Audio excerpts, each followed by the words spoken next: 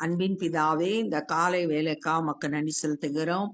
எங்களை அதிகமாய் நேசிக்கிற தகப்பனே, உம்மை துதிக்கிறோம். உம்முடைய வல்லமையான கரங்கள்ல எங்களை ஒப்பு கொடுக்கிறோம். ஆண்டவரே, நீர் எங்களை ஆளுகை செய்து ஆசீர்வதித்து வழி நடத்துங்க. ஆண்டவரே, உமக்கு பயந்தவர்களுக்கும் உம்மை தேடுகிறவர்களுக்கும் நீர் ஆயத்தம் பண்ணி இருக்கிற நன்மைகள் எவ்வளவு பெரிதாய் இருக்கிறது என்று வேதம் சொல்லுகிறபடி நீர் எங்களுக்கு ஆயத்தம் பண்ணி வைத்திருக்கிற அந்த நன்மைகளை நாங்கள் பெற்றுக்கொள்ள எங்களை கால வேளையில அர்ப்பணிக்கிறோம். இந்த நாளின் வேத தியானத்தை எங்களுக்கு ஆசீர்வதித்தாங்க. நேசிக்கிறேன் இயேசு கிறிஸ்துவின் இனிய நாமத்தில் கேட்கிறோம் பிதாவே, ஆமென்.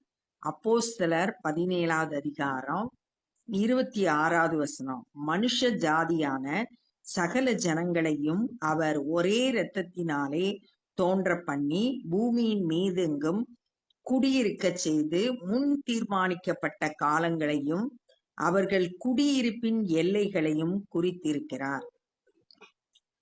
மார்ஸ்ன்ற ஒரு மேடையில அத்தேனே பட்டணத்தார் பவுலை கொண்டு போய் அங்க நிறுத்தி அவர் என்ன பேசுறாரு அப்படின்னு சொல்லிட்டு கேட்டுக்கிட்டு இருந்தாங்க. அப்ப பவுல் நீங்க அறியாதிருக்கிற தேவனை ஒரு பலிபீடம் கெட்டி பலி செலுத்துறீங்க, நான் அந்த அறியாம ஆராதிக்கிற அந்த தேவனை பத்தி நான் உங்களுக்கு சொல்றேன் அப்படின்னு சொல்லிட்டு, வானத்தையும் பூமியும் உண்டாக்கின கர்த்தர் அவரு, கைகளால் கட்டப்பட்ட ஆலயங்கள்ல அவர் வாசமாய் இருக்க மாட்டாரு, எல்லாருக்கும் ஜீவனையும் சுவாசத்தையும் எல்லாத்தையும் கொடுத்தது அவர்தான், அவருக்கு நம்ம எதுவும் செய்ய வேண்டியதில்லை, அவருக்கு எந்த ஒரு தேவையும் கிடையாது அப்படின்றத சொல்லிட்டு இப்ப அதனுடைய தொடர்ச்சியை நம்ம பார்க்க போறோம். மனுஷ ஜாதியான சகல ஜனங்களையும், எல்லா உலகத்துல இருக்க அத்தனை மனிதர்களையும் ஒரே இரத்தத்தினாலே தோன்ற பண்ணினார். எல்லாருக்குள்ளேயும் ஒரே ரத்தம் தான் ஓட செய்திருக்கிறார். அவர்தான் சிருஷ்டிகர். எந்த ஒரு வித்தியாசமும் அவர் படைக்கப்பட்ட மனுஷனிடத்துல காணப்படவில்லை. ஒரே இரத்தத்தினாலே எல்லாரையும் தோன்ற பண்ணினார். பூமி மீதெங்கும் குடியிருக்க செய்து, இந்த பூமி முழுசும் எல்லா இடங்களையும் தான் படைத்த மனிதர்களை குடியிருக்க செய்கிறார். முன் தீர்மானிக்கப்பட்ட காலங்களையும் குடியிருப்பின் எல்லைகளையும் குறித்து வைத்திருக்கார். ஒவ்வொரு மனுஷனுக்கும் காலத்தை குறிச்சு வச்சிருக்கார். எது எப்ப எப்படி நடக்கணும் எல்லாம் அவருடைய திட்டத்தின்படி இந்த பூமியில செயல்படுது. மனுஷன் குடியிருப்பின் எல்லைகளை, ஒரு மனுஷன் எங்க குடியிருக்கணும் அப்படின்றது கூட அவர் தீர்மானிச்சு வச்சிருக்கார். காலங்கள் அவர் கையில இருக்கு. அவருடைய சித்தத்தின்படி எல்லாம் நம்ம வாழ்க்கையில நடைபெறுது. நம்ம தங்கி இருக்கிற இடம் கூட, நம்ம குடியிருக்கிற வீடு கூட அவர் நியமிச்சு வச்சிருக்காரு, குறிச்சு வச்சிருக்காரு. கர்த்தராகிய தம்மை அவர்கள் தடவியாகிலும் கண்டுபிடிக்கத்தக்கதாக தம்மை தேடும்படி அப்படி செய்திருக்கிறார். ஏன் அப்படி செஞ்சிருக்காருன்னா, எப்படியாவது ஜனங்கள் தன்னை கண்டுபிடிச்சிடணும், தேடணும் அப்படின்னு சொல்லிட்டு அவர் அப்படி செய்து வைத்திருக்கிறார். எல்லாம் அவருடைய தீர்மானத்தின்படி நடைபெறுகிறதா அவர் செய்து வைத்திருக்கிறார். அவர் நம்மில் ஒருவருக்கும் தூரமானவர் அல்லவே. யாருக்கும் தேவன் தூரமானவர் அல்ல, அவர் சமீபமாய் இருக்கிறார். சங்கீதம் 119 151 சங்கீதக்காரன் கர்த்தாவே நீர் சமீபமாய் இருக்கிறீர் அப்படின்னு சொல்றார். 145 18 தம்மை தேடுகிறவர்களுக்கு, உண்மையாய் தம்மை தேடுகிறவர்களுக்கு கர்த்தர் சமீபமாய் இருக்கிறார் அப்படின்னு சொல்லிட்டு சொல்லப்பட்டிருக்கு. இங்க சொல்லியிருக்கிறது, ஒருத்தருக்கும் அவர் தூரமானவர் அல்ல, நம்ம தேடணும்னா அவரை கண்டடையலாம், எல்லாருக்கும் பக்கத்துல இருக்கார். ஏனெனில் அவருக்குள் நாம் பிழைத்திருக்கிறோம், அசைகிறோம், இருக்கிறோம். அவருக்குள்ளதான் நம்ம பிழைத்திருக்கிறோம், இயேசுக்குள்ளதான் நம்ம அசைகிறோம், அவருக்குள்ளதான் இருக்கிறோம். எல்லாமே நமக்கு அவரிடத்திலிருந்து தான் வருது. நம்ம ஜீவனோடு இருக்கோம்னா அது அவருடைய பலன்தான். அப்படியே உங்கள் புலவர்களில் சிலர், இப்ப அவர் பேசுறது புறஜாதி மக்கள், ஆண்டவர் அறியாத அத்தேனை பட்டணத்துல ஒரு சில புலவர்கள் என்ன சொல்றாங்கன்னா, நாம் அவருடைய சந்ததியார் என்று சொல்லி இருக்கிறார்கள். உங்க புலவர்களே என்ன சொல்லியிருக்காங்கன்னா, நம்ம எல்லாம் மனுஷர்கள் எல்லாம் தேவனுடைய பிள்ளைகள் அப்படின்னு சொல்லி இருக்காங்களே அப்படின்னு சொல்லிட்டு அவங்கள சொன்னத, அவங்கள இருக்க ஜனங்கள்ல புலவர்கள் சொன்னதையே எடுத்து பேசுறார். நாம் தேவனுடைய சந்ததியாராய் இருக்க, தேவனுடைய பிள்ளைகளாய் இருக்க, மனுஷனுடைய சித்திர வேலையினாலும் யுக்தியினாலும் உருவாக்கின பொன் வெள்ளி கல் இவைகளெல்லாம் தெய்வம் ஒப்பாய் இருக்கும் என்று நாம் நினைக்கலாகாது. என்ன சொல்றாருன்னா, நம்ம தேவனுடைய பிள்ளைகள்னு சொல்றீங்க, அப்ப மனுஷனோட கைனால செய்தது, மனுஷனுடைய யுக்தி அப்படின்றது இமேஜினேஷன், மனுஷனுடைய கற்பனையில உருவாக்கப்பட்ட பொண்ணுல செஞ்ச, வெள்ளியில செஞ்ச, கல்லுல செய்த தெய்வங்களை தேவனுக்கு எப்படி நம்ம ஒப்பா சொல்ல முடியும்? தேவன் ஜீவன் உள்ளவர், உயிரோடு இருக்கிறார். அத ஒரு கல்லுக்கும் பொண்ணுல செஞ்ச, வெள்ளியில செய்த தெய்வத்துக்கு எப்படி மனுஷனோட கற்பனையில செய்யப்பட்ட அந்த விக்கிரகங்களுக்கு எப்படி ஒப்பா நினைப்பீங்க அப்படின்னு நினைக்கலாகாது, நினைக்காதீங்க. அறியாமையில் உள்ள காலங்களை தேவன் காணாதவர் போல் இருந்தால், இவ்வளவு நாளும் உங்களுக்கு அறியாம இந்த தெய்வங்களை வணங்கி வந்தீங்க, அத தேவன் காணாதவர் போல இருந்துட்டாரு. இப்பொழுதோ அப்படின்றப்ப பவுல் இயேசு கிறிஸ்துவை குறித்து அவங்க கிட்ட பேசிக்கிட்டு இருக்காரு. ஜீவனுள்ள தேவனை பத்தி அவங்களுக்கு சொல்லி கொடுத்துட்டாரு. இப்பொழுதோ மனம் திரும்ப வேண்டும் என்று எங்கும் உள்ள மனுஷர் எல்லாருக்கும் கட்டளையிடுகிறார். ஆனா இப்ப எல்லாரும் மனம் திரும்பி நீங்க செய்யற தவற உணர்ந்து தேவனிடத்துல மனம் திரும்பும்படியா எல்லா மனுஷருக்கும் கட்டளையிடுகிறார். மேலும் ஒரு நாளை குறித்திருக்கிறார், அதான் நியாய தீர்ப்பின் நாள். அந்த நியாய தீர்ப்பு நாளில அதிலே அவர் தாம் நியமித்த மனுஷனை கொண்டு, இங்க நியமித்த மனுஷனை கொண்டு அப்படின்னு சொல்லிருக்கு. தேவன் யாரை நியமித்திருக்கிறார் அப்படின்னா இயேசு கிறிஸ்துவை நியாயாதிபதியா நியமித்திருக்கிறார். ஏன் மனுஷனை கொண்டு அப்படின்னு போட்டிருக்குன்னா, அவர் இந்த பூமிக்கு மனுஷரா வந்தாரு, அதனால மனுஷனை கொண்டு பூலோகத்தை நீதியாய் நியாயம் தீர்ப்பார். இயேசு கிறிஸ்து தான் நியாயாதிபதி. நம்ம அவரவர் செய்கைக்குரிய பலனை பெற்றுக்கொள்ளும்படியா அவர் நியாயம் தீர்க்க போறாரு.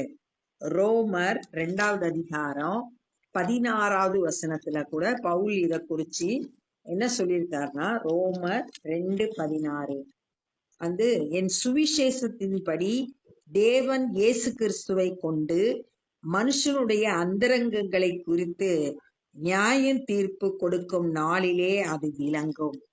ஒரு நியாய தீர்ப்பு நாள் இருக்கு. இயேசு கிறிஸ்து நியாயாதிபதியா ஜட்ஜா உட்கார்ந்து நம்ம செய்கிற காரியங்கள் எல்லாவற்றிற்கும் நியாயம் தீர்க்க போறாரு. பூலோகத்தை நீதியாய் நியாயம் தீர்ப்பார். அவருடைய நியாய தீர்ப்பு நீதியா இருக்கும், சரியான தீர்ப்பா இருக்கும். அந்த மனுஷனை மரித்தோரில் இருந்து எழுப்பினதினாலே, இயேசு கிறிஸ்துவை மரித்தோரில் இருந்து எழுப்பினதினாலே அதன் நிச்சயத்தை எல்லாருக்கும் விளங்க பண்ணினார் என்றார். அதன் நிச்சயத்தை, உயிர்த்தெழுதலின் நிச்சயத்தை என்ன செஞ்சிருக்காருன்னா எல்லாரையும் விளங்க பண்ணி இருக்கிறார். 1 கொரிந்தியர் 15வது அதிகாரம் 52வது வசனத்துல, எக்காலம் தொனிக்கும், அப்பொழுது மரித்தோர் அழிவில்லாதவர்களாய் எழுந்திருப்பார்கள், நாமும் மறுரூபமாக்கப்படுவோம். மரித்தோர் உயிரோடு எழுந்திருப்பாங்க. எப்படி இயேசு கிறிஸ்துவை மரித்தோரில் இருந்து எழுப்ப பண்ணினாரோ அது போல நம்மளும் மரித்தவர்களும் முதலாவது எழுந்திருப்பார்கள், பின்பு உயிரோடு இருக்கிற நாம் மறுரூபமாக்கப்படுவோம் அப்படின்னு வேதம் நமக்கு கற்றுக் கொடுத்தது. மரித்தோரின் உயிர்த்தெழுதலை குறித்து அவர்கள் கேட்டபோது, இந்த பவுல் சொல்ற இந்த பிரசங்கத்தை அந்த அத்தேனே பட்டணத்தில் இருக்கிற ஜனங்கள் கேட்டபோது சிலர் இகழ்ந்தார்கள், அத நம்பல, எல்லாம் கேலி பண்ணாங்க. சிலர் நீர் சொல்லுகிறதை இன்னொரு வேளை கேட்போம் என்றார்கள். கொஞ்சம் பேரு கேலி பண்ணாங்க, கொஞ்சம் பேரு நீ சொல்றத இப்ப வேண்டாம் இன்னொரு நாள் கேட்டுக்குவோம் அப்படின்னு சொல்லிட்டு தாமதிச்சாங்க. இப்ப வேண்டாம் அப்படின்னு சொல்லிட்டு அவனோட பவுலோட செய்திய ஏற்றுக்கொள்ளல. வசனத்தை விசுவாசித்து ஏற்றுக்கொண்டா ரட்சிப்பை பெற்றுக்கொள்ளலாம், ஆனா இவங்களுக்கு ஏற்றுக்கொள்ள மனதில்லை. அதனால இன்னொரு நாளைக்கு கேட்டுக்குவோம் அப்படின்னு தான். இப்படி இருக்க பவுல் அவர்களை விட்டு போய்விட்டான். பவுல் அந்த இடத்தை விட்டு கிளம்பிட்டார். சிலர் அவனை பற்றி கொண்டு, ஆனா அந்த செய்தியை கேட்டதுல சிலர் பவுல பற்றி கொண்டாங்க. அவர் சொன்ன காரியங்களை விசுவாசிகள் ஆனார்கள். இயேசு கிறிஸ்துவை உள்ளத்துல ஏற்றுக்கொண்டு பவுல் சொன்னதை கேட்டு விசுவாசிகள் ஆனார். அவர்களில் மார்ஸ் மேடையின் நியாயாதிபதிகளில் ஒருவனாகிய தியோனீசியு என்பவனும் தமரி என்னும் பேருள்ள ஒரு ஸ்திரீயும் இவர்களுடனே வேறு சிலரும் இருந்தார்கள். அந்த விசுவாசி ஆனவங்கள்ல ஒருத்தன் அந்த மார்ஸ் மேதியோட ஜட்ஜு, இன்னொரு பெண்ணு, அதோட சேர்ந்து ஒரு சிலர் அந்த பவுலோட பிரசங்கத்தை கேட்டு இயேசு கிறிஸ்துவை ஏற்றுக்கொண்டு விசுவாசிகள் ஆனார்கள். இப்ப இந்த நாள்ல என்ன கற்றுக்கொள்றோம் அப்படின்னா, நம்ம உலகத்துல இருக்க எல்லா ஜனங்களும் ஒரே இரத்தத்தினால தேவன் உருவாக்கி இருக்கிறாரு. எல்லா பூமி எங்கும் குடியிருக்க வச்சிருக்காரு. ஒவ்வொருடைய வாழ்க்கையில என்ன நடக்கணும் அப்படின்ற காலத்தை அவர் தான் தீர்மானிச்சு வச்சிருக்காரு. நம்ம எங்க குடியிருக்கணும் எல்லாம் அவர் தீர்மானித்தபடி நம்ம குடியிருக்கிறோம். அவர் எப்படியாச்சும் தடவியாச்சும் கண்டுபிடிக்கணும் அப்படின்றதுக்காக இதெல்லாம் அப்படி அவருடைய சித்தத்தின்படி எல்லாம் செயல்படும்படியா வைத்திருக்கிறார். அவர் நமக்கு ரொம்ப சமீபமா இருக்கிறாரு. உண்மையா தேடணும்னா அவரை கண்டுபிடிக்கலாம். அவருக்குள்ளதான் நம்ம பிழைத்திருக்கிறோம், அசைகிறோம், இருக்கிறோம். எல்லாமே இயேசுக்குள்ளதான் நம்ம செயல்படுறவங்களா இருக்கிறோம். உங்கள ஒரு சில புலவர்கள் நம்ம தேவனுடைய பிள்ளைகள் அப்படின்னு சொல்லியிருக்காங்க. நம்ம தேவனுடைய பிள்ளைகளா இருந்தா அவரை மனுஷனோட கை வேலைக்கும் மனுஷனோட நினைவுல தோன்றியபடியும் செய்யப்பட்ட பொன் வெள்ளி கல்லுல செய்யப்பட்ட விக்கிரகத்தை தேவனுக்கு ஒப்பா நினைக்க கூடாது. அறியாம செஞ்சப்ப தேவன் காணாதவர் போல இருந்தாரு. ஆனா இப்ப உங்களுக்கு சுவிசேஷத்தை நான் சொல்லிட்டதுனால இனி மனம் திரும்பணும் அப்படின்னு சொல்லிட்டு எல்லா மனுஷருக்கும் கட்டளையிடுறேன். ஒரு நாள் இருக்கு, அந்த நியாய தீர்ப்பு நாள்ல தேவன் இயேசு கிறிஸ்துவை கொண்டு நியாயம் தீர்க்க போறாரு. அந்த இயேசு கிறிஸ்துவை எப்படி மரித்தோர்ல இருந்து எழுப்பினாரோ அது போல நம்ம எல்லாரும் மரித்த எல்லாரும் உயிர்த்தெழ போறாங்க அப்படின்றத விளங்க பண்ணியிருக்கிறாரு. மரித்தோரின் உயிர்த்தெழுதலை குறிச்சு சொன்ன உடனே ஒரு கூட்ட மக்கள் கேலி பண்ணாங்க. ஒரு சிலர் இன்னொரு நாள் நீ சொல்றத கேட்டுக்கலாம் அப்படின்னு சொல்லிட்டு புறக்கணிச்சாங்க. இப்படியா செஞ்ச உடனே பவுல் அந்த இடத்தை விட்டு போயிட்டாரு. ஆனா அந்த மார்ஸ் மேடையோட நியாயாதிபதி, ஒரு பெண்ணு, இன்னும் ஒரு சிலர் பவுல் சொன்ன வார்த்தைகளை கேட்டு இயேசு கிறிஸ்துவை ஏற்றுக்கொண்டு விசுவாசிகள் ஆனார்கள் அப்படின்னு சொல்லிட்டு இந்த நாள்ல நம்ம தியானிச்சோம். இப்ப நம்ம ஜெபம் பண்ண போறோம். அன்பின் பிதாவே, இந்த நாள்ல நாங்க கற்றுக்கொண்ட அந்த வேத பகுதிக்காய் நன்றி செலுத்துகிறோம். ஆண்டவரே, எங்களை இந்த உலகத்துல படைத்து எங்களுடைய எல்லா தேவைகளையும் சந்திக்கிறீர். எங்களுடைய வாழ்க்கையில நடைபெறுகிற எல்லா உம்முடைய சித்தத்தின்படி நடைபெறுகிறது.